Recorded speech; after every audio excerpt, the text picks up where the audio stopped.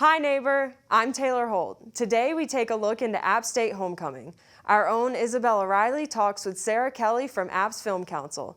Then Aiyana Willoughby speaks with the previous homecoming winner, and I explore the layout of the homecoming week events.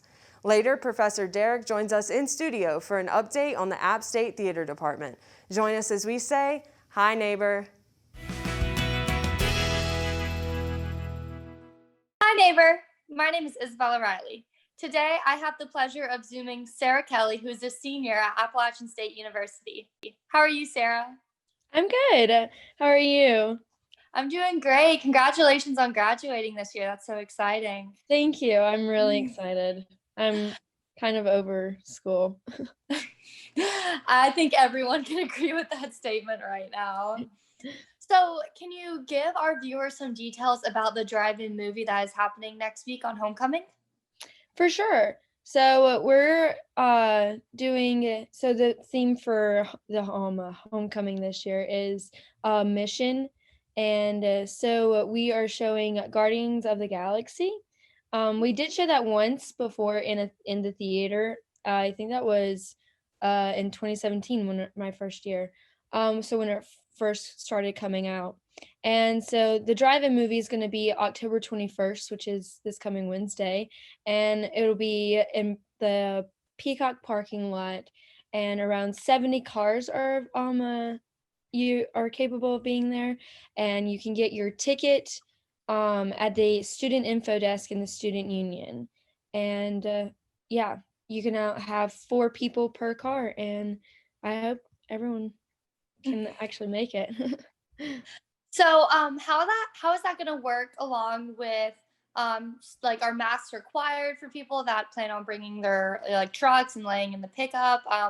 What are the regulations for it?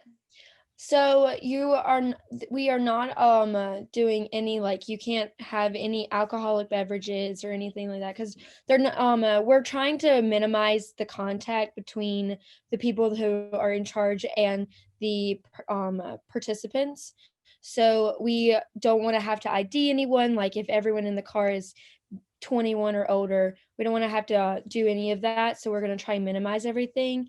And so whenever you get your ticket, it is 1 ticket per car. So you don't need 4 tickets if you have 4 people in your car. And this ticket it's pretty large, so it's like a whole piece of paper, and it gives every detail that you possibly need, or any questions that you may have. But we do have people that will be there that if you like are concerned about one thing, they'll be there to ask. And for the ticket, you will put it in your front window, so, or like where you are looking out at. And when you drive in, we'll see that you have that ticket and you're good to go. So yeah, that's our kind of way of trying to minimize as much contact or much speaking to as possible. That's so exciting. Do you guys have a certain number of tickets already sold, or is there a limited amount left? Or So we aren't selling anything, so there's going to be free popcorn, and the tickets are also free.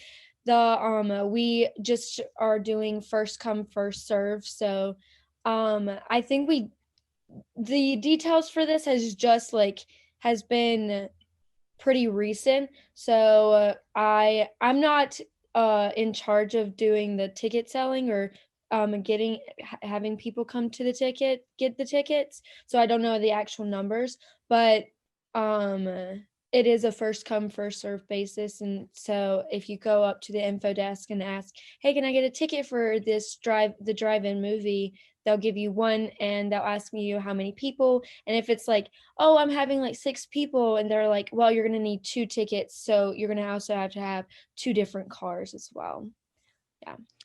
so, what would you tell some of our viewers are some drive-in movie must-haves to bring when they're pulling up there to the parking lot with their 4 friends? Like, should they Yeah, bring for their sure. slippers, like a blanket, like what? Yeah, honestly, it's October now, and it's like fall and everything, and it's getting really close to Halloween. So I would be in my pajamas, like just cozy up and everything. I would have like any maybe maybe even coffee, honestly, because I drink coffee in the middle of the night sometimes. It doesn't affect me, but any hot drink like hot cocoa or something, or even just your regular Dr. Pepper or Coke or anything like that. And we do offer free popcorn, so no need to bring that, but you can have like candy or anything. You can anything you can get from the dollar store, so stuff like that. Is there anything else you want to tell our viewers about the drive-in movie? Um I don't think so. I think I pretty much gave all the details that I knew about. Oh, it is at 7:30 and the doors open at 7 o'clock. Yes. And I I hope everyone tries and comes. I think it's fun thing, especially now in this whole stay at home pandemic and everything, you know. But yeah. I think you guys are gonna have a great turnout. So good, best of luck to you guys. Thank you so Yeah. much again, Sarah, for joining me virtually to talk about it. And I hopefully look forward to seeing you at the drive-in movie. I'll be there at Thank 7. Yes, thank you. Have Thank a you good so much. Until next time. Bye, neighbor. Hi, neighbor. I'm Aiyana Willoughby, and this week is homecoming week in the High Country. Let's learn more about it. Hi, neighbor. We're here with Nia, the previous Top of the Rock winner, and Nia is going to tell us about her experience as Top of the Rock. Hi, Nia. How are you? Good, how are you? Pretty good. Will you tell us your experience? Yeah, so winning Top of the Rock was kind of like a whirlwind. It happened, so like you said, last year for me. And the process is pretty extensive. So first you get nominated by, I believe it's a club or organization. And then after that, I think there's like, you have to write a couple essays. And then from there you submit it, and the pool is really big by that point. So there's like a ton of people who get nominated. And so then after that point is after they choose who's like they want to move to the next round, there's an interview round. And it's just you, and it's like a panelist of 4 people. And then at this point, you also kind of get to see like who else is interviewing, because there's like a sign up sheet. And so I was like already really humbled when I saw that sheet, and I was like, oh my goodness, like these are some really awesome, amazing people who are doing really great things at Appalachian. And honestly, like after that point, just getting nominated was a big deal, but like seeing the people that you're in the company with was truly humbling, and I was like inspired. I was like, oh my goodness, like I'm I'm in that pool. And so then after that, you have the interview. It might have been fall break when I heard back that I had been in the final like group of 8 people who get to be on the field. And I was actually at my grandparents' house in Ohio with my dad. And I told them, and they were excited. I think they were more excited than I was, because again, like I said before, I was just grateful to have even gotten nominated. So if I would have not have won or any of that, I still would have been super grateful for the opportunity. Friday was the parade, and the parade was amazing. Like I told the person who I was in the truck, who I was riding the Jeep with, I was like, I don't even need to win. Like, it was just so amazing. It was during, like, the sun was setting. There's so many people on the route, and little kids are, like, waving to you like you're actually royalty. And then, like, your friends are on the route, and you get to ride in these, like, cooped up Jeeps. And it was just a lot of fun. And so then the next day was actual homecoming, the game. And so you're standing on the field, and they, like, go through everyone, and you're just like smiling, because that's all you know is what to do. Like, what else can you do? And then when they called my name, I was so surprised. Like I kind of started, I'm not really like a super emotional person, but like out of nowhere, I just started crying, because like just to know, like the people on the court were so amazing. So just to be on the court was a great opportunity. And then like to know that the university, like the people, I think it's like almost 20,000 people, and like they voted me to be the top of the rock, and it was just like overwhelming and so much joy. And so you win, and you give the chancellor a big hug, and then I don't even know who put the crown on my head or the sash. It was just like a blur, all of that. And eventually everyone was off the field except for me, and then this photographer's like, turn around. And I'm like, oh, hey. And the football team is coming back on the field, and they could care less about me. So I'm like, all right, can we wrap up the pictures? But the photographer was really nice. Everyone was super nice. So it was a blur because it happened so quickly. It was a great experience overall. I really enjoyed it. So yeah. Wow. That sounds crazy. That sounds Yeah. like a day.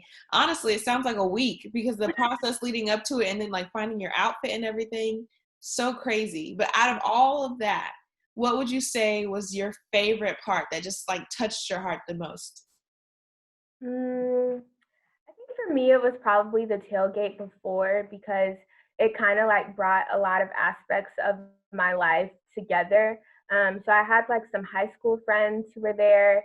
I worked on campus, and so I had like some of this professional staff where I worked came to the tailgate, and like I said, I had a professor and like a lot of like my college friends, and so it was kind of like all of my worlds colliding, and everyone got along, and there was like laughing and just like it was just crazy to see everyone in one place who I really loved and appreciated. Nice. I think we kind of have everything. Homecoming is going to look a little different this year because of COVID-19, but it's still going to be fun. Until next time, bye, neighbor.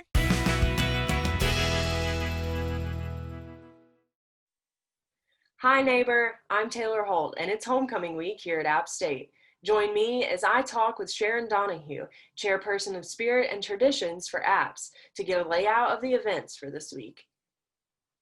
Okay, I'm here with Sharon Donahue. Thank you so much for giving me a little bit of your time today. Thank you.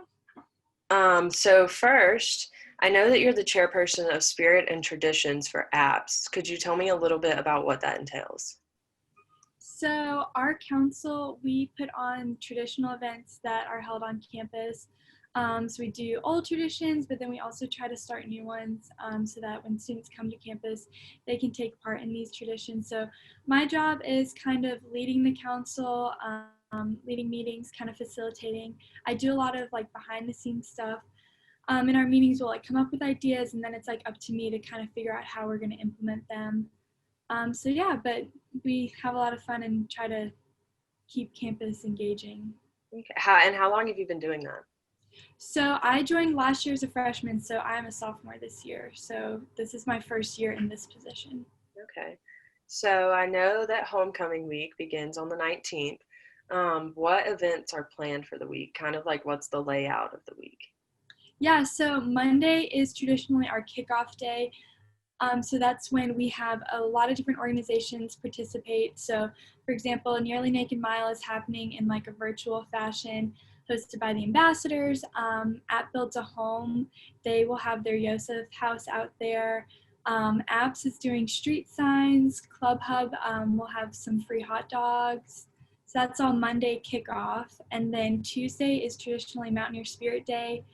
So this is a bunch of stuff happening on the mall.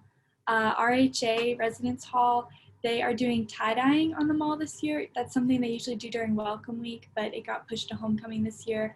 So students will have the opportunity to tie-dye a Mission Homecoming t-shirt, and the design was actually made through University Communications Department. It's really cool. There will be a lot of shirts out there to tie-dye. We're also doing a little Color Yosef competition. Apps will have free moon pies to give out. We have a photo booth, and WASU will be there.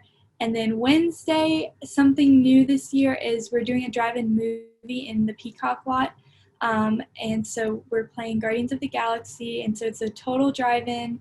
You can get tickets at the Student Union info desk, and they're all free to students, and they also come with free popcorn. And then we have like some virtual things happening throughout the week. At the Legends kind of like day lounge at 5, 7, and 9, we'll be showing the what's usually called lip sync. They did pre-recorded Mask Syncers. And then the traditional kazoo band is now Kazoom Band, where groups did this over Zoom, and those will also be played during Legends. So yeah, those are kind of like the events for the week. Okay. Well, you had said that the Nearly Naked Mile was going to kind of be done in like a virtual way this year. How is that going to work? How will that happen? Yeah, so students, I'm not directly in charge of this, but what I believe is going to happen is you just register and you run it on your own, and they have like the course mapped out. So just anytime throughout the day on Monday, you dress in nearly naked fashion and just run it. And I think you submit a picture, and then it's like kind of the thing you did. Okay, well, that's cool. Are there any events that we normally do that have been canceled because of COVID? Or has everything kind of been like changed around to make it work? The parade, I think, was the big one impacted. That just was a safety concern for our campus and just the town of Boone. And then Oktoberfest, usually like the street festival, Friday nights, that was a large gathering, so we chose not to do that. But pretty much everything else we've tried to adapt in some sort of way. COVID has had a big impact on the last few months for students, but everyone is trying to work together to make this year feel as normal as possible. So take advantage of this week, get your mind off school, and support your fellow Mountaineers. Until next time, bye neighbor.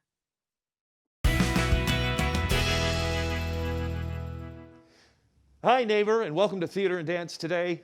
Professor Derek here. And today I'm joined by Alexandra Pierce, who's a junior theater education major and one of the 3 students directing the COVID Chronicles Act 4. Thanks for being here, Alexandra, or as I know you, Allie. Tell me a little bit about, now we've been talking in earlier episode about the COVID Chronicles and how it's a series of things, but 4 is student directed. Yes. So tell me a little bit about how that's going. So I've been working with my 3 other student directors, and we've been trying to intermingle each of our different monologues, and they're very different, very, very crazy, and I'm so excited that we actually have a chance to work with the fact of normalcy and the fact that things are changing in COVID. So I'm very excited to work on Zoom and do this. That's neat. So you've chosen the medium as strictly Zoom this time? Which makes things a little bit easier. How has it been rehearsing? So you've got student-written monologues and students acting them out. Yes. And a student director. And on top of that, you get a bunch of faculty breathing down your mouth going, what's the concept? Right? How's the process been so far? It's actually been better than I thought. I will say working virtually is a lot harder than I anticipated. And trying to find times to do stuff and working with internet issues has been the biggest hurdle in my rehearsals. But trying to find a time with everybody's busy schedules, especially now, to try and work with each other and make a whole production concept is really something that we're working on. Cool. And as far as production concept, now what are we looking at as far as from your angle, your spin? You have 3 monologues, correct? I do. My main theme that we're working around is the possibility of making COVID Chronicles Act 4 black, white, and gray. In one of my monologues, Megan L., she is actually harping on the fact that there is no sense of normalcy. And that is what is happening in our country, is there's no black, there's no white, there's no right or wrong. It's always gray. There's always going to be controversy. There's always going to be some type of thing that isn't fully correct. So we tried to harp on that and tried to harp on that through the technical elements and costuming and backgrounds with Zoom. Well, that's interesting. So as far as theater technical elements in the Zoom era, what are we talking about? What kind of... We have many different technical elements that we're working on. The biggest one is audio in our transitions and having that kind of be a medium of change and ups and downs and reflecting that in naturistic elements. And I also am really working with like color, with lighting, with sound, with making the backgrounds very much like either colorful or super, super blunt, black or white. Which has been really, really fun and really helpful. Yeah, that sounds interesting. Yeah. So are you taking the approach, because we've seen like COVID Chronicles 1 had people in different locations. Yeah. Is it going to be different locations, or is it going to be one location with people shuffling through, or how are you going to? Great question. One of the biggest things that I've actually had to navigate is I'm doing one of my monologues, having somebody be remote from App State. and having them in a more location where it seems like their room, but just in a little bit of a location where they're able to work with internet. But the other two actors are actually in their room. But we really tried to focus on the fact that it almost seems very like a jail cell almost, and that everything is in one space, and it's very tight and compact, which is a big theme that we've worked on.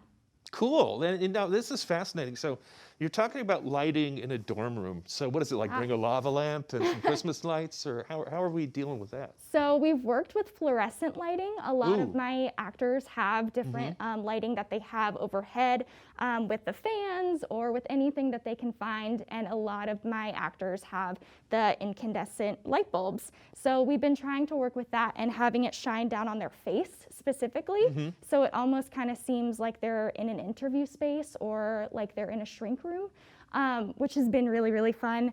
But yeah. So kind of giving the lights, giving it some context as is the sound. So then you three got to pick from a bunch of student-written monologues. How was that process? That was actually a lot better than we anticipated. One of the biggest things that I tried to harp on was the emotion of COVID, and that not everything is going to have these amazing moments, and not everything is going to be horrible. So when choosing my process, I found about 5 and picked my top 5, and all of us student directors got together and were like, which ones fit our personality the most, and which ones don't? And how are we going to intermingle that into how we make the process? And I'm really, really proud of what we chose. Cool. Can you give us a hint about some of the topics that some of the stuff, at least for you, your 3? The biggest one is time, and that there never seems to be enough time in the day, and that there's always silence. Even though we try and have as much community through Zoom and talking about how we're trying to figure out making connections with people, it's really hard. So I have tried to make that a part and intermingle it into my selection process. Awesome. And then obviously you had 9 actors assigned to 3 different directors. Yes. How did you divvy that up? Ooh, that was actually also really easy. Leg wrestling. True. I actually really wanted to have actors that I've never met before, and I have that sense of normalcy. If I'm going to be a future teacher, I want to be able to learn how to navigate that in the real world, and that was really easy for me. And we had Hannah Champion actually really decided to choose people that she knew and people that was similar to her in their personality. And Cameron was like, I'm just along for the ride. So it was a really simple process that we actually... We might mention Hannah Champion and Cameron Drummond are the other 2, and they're seniors. Yeah. And you're a junior, so I am. how's that all of a sudden? The shift is interesting. But I really like working with those 2. They have amazing minds and they're so creative. Okay. Well, there you have it. The COVID Chronicles Act 4. That's tough to wrap your mouth around. The COVID Chronicles Act 4 opens this Friday, October 23rd at 6:30 p.m.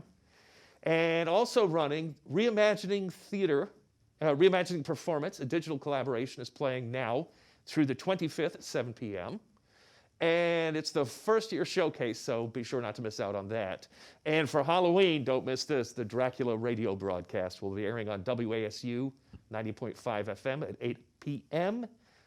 And that performance is co-produced by Communications and Theater and Dance and directed by yours truly. So all performances, links, and information can be found at www.theateranddance.appstate.edu. I'm Professor Derek, and I hope to see you soon at the theater.